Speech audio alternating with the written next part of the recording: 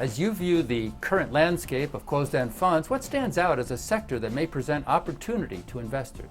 You know, amid all the turmoil that's going on and just discounts having kind of slowly drifted wider across 2015, the group of funds that I find most interesting right now are a segment of the national municipal funds. Well, actually, there's two segments. One are the national municipal funds that have a long duration mandates, and they have to be investment grade. The portfolio has to be investment grade credit quality on average.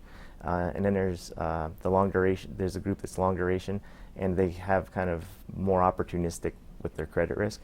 I think they're trading at compelling discounts relative to where they have been, and largely because of those discounts, they're offering very attractive distributions. Can you elaborate a little, talk a little bit more about the upside potential and your opinion of the expectations going forward?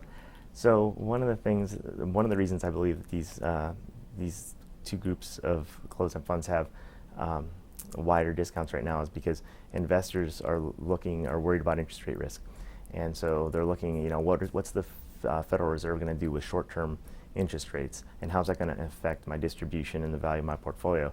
What's interesting is the value of the portfolios are typically determined, of fixed income portfolios are typically determined by what happens on the long end to long-term rates, and not to what the Fed does. So there's a disconnect in the logic there. What about the possible downside? What risks do investors need to keep in mind when considering this sector? Of course, nobody knows what's going to happen to the long end of the curve. So one of the risks is that, yes, the interest rate risk is there. These are long duration products. They're managed to be long duration products, and so they're going to have duration is a measurement of interest rate risk. And so if you have higher duration, you have higher interest rate risk. So the net asset values are your capital is going to be more tied to that. I think that that's largely discounted already, maybe even too much for some funds in the marketplace right now. I mean, we have those long duration investment grade funds are trading on average at a 9.5% discount. They're offering a taxable equivalent yield of 11%. The long duration credit, opportunistic credit funds are trading at about a 7% discount.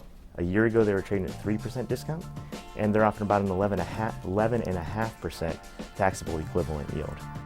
For more information and data on closed-end funds, visit our sponsor, CEFconnect.com, the authority on closed-end funds. This is Closed-End Fund News.